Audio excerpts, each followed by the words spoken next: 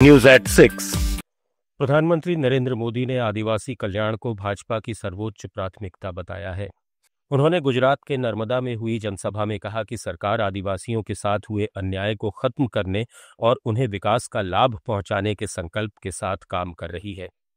PM ने जोर देकर कहा कि केंद्र सरकार हर संभव प्रयास कर रही है ताकि उनके जीवन स्तर में सुधार हो और वे मुख्य धारा में शामिल हो सकें। हमेशा इस संकल्प को लेकर चले कि हम आदिवासियों के साथ हो रहे अन्याय को समाप्त करेंगे, उन तक विकास का लाभ पहुंचाएंगे। देश को आजाद तो 1947 में हो गया था। आदिवासी समाज तो भगवान राम के साथ भी जुड़ा हुआ है, इतना पुराना है।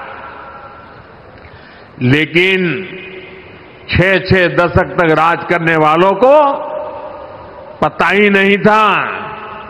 बिहार विधानसभा चुनाव में 19 सीटें जीतने के बाद लोक जनशक्ति पार्टी रामविलास के प्रमुख और केंद्रीय मंत्री चिराग पासवान ने पटना में प्रेस कॉन्फ्रेंस में कहा कि उन्होंने मुख्यमंत्री नीतीश कुमार से मिलकर गठबंधन सरकार की रूपरेखा पर चर्चा की है।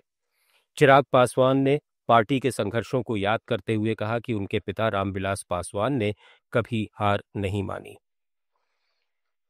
एलजेपी आज उस मुकाम पर पहुंच रही है जिसकी कल्पना उनके पिता ने की थी। फोन के माध्यम से पहले ही दे चुका था, पर आज विधिवत तरीके से मिलकर न सिर्फ उनको हम लोगों ने बधाई देने का काम किया, बल्कि आने वाले दिनों में क्या रूपरेखा सरकार की गठबंधन की रहेगी उस पर भी हम लोगों ने चर्चा करने का काम किया। आज जब यहां आप सबके सामने आपसे रूबरू हो रहा हूं और एक ऐसे कार्यालय में जिस कार्यालय से मेरे नेता, मेरे पिता आदरणीय रामविलास पासवान जी की पुरानी यादें जुड़ी हुई हैं, आज लेट्स माइक न्यूज एट 6।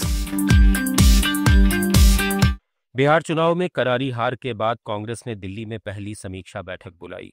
ये बैठक पार्टी अध्यक्ष मल्लिकार्जुन खड़गे के आवास पर हुई, जिसमें राहुल गांधी, केसी वेणुगोपाल और अजय माकन मौजूद रहे। बैठक में नेताओं ने चुनाव नतीजों की समीक्षा की, संगठन की कमियों पर चर्चा की और आगे की रणनीति को लेकर सुझाव दिए। सूत्रों के मुताबिक पार्टी अब समझने की कोशिश कर रही है कि बिहार में इतनी बड़ी हार क्यों हुई। बैठक के बाद कांग्रेस नेताओं ने भाजपा पर चुनाव में गड़बड़ी करने का आरोप लगाया। कांग्रेस नेता केसी वेणुगोपाल ने कहा कि पार्टी गड़बड़ियों के सबूत इकट्ठा कर रही है, इसे 2 हफ्ते में देश के सामने रखा जाएगा। उन्होंने चुनावी नतीजों को न केवल कांग्रेस बल्कि बिहार की जनता और गठबंधन सहयोगियों के लिए भी झटका बताया।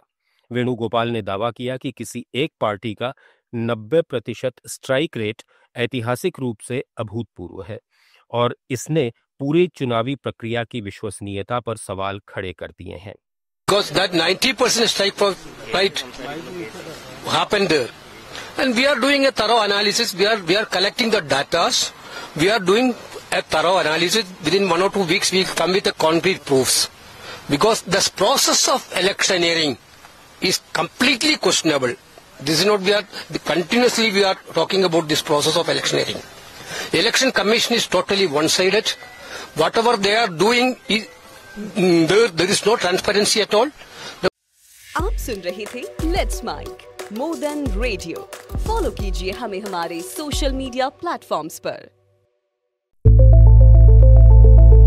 It's time for news. It's time for more than radio. Presenting the first radio news app, Let's Mic. Let's Mic, a news-based app on your phone where you get to watch and listen news, talk shows, interviews, radio show podcasts.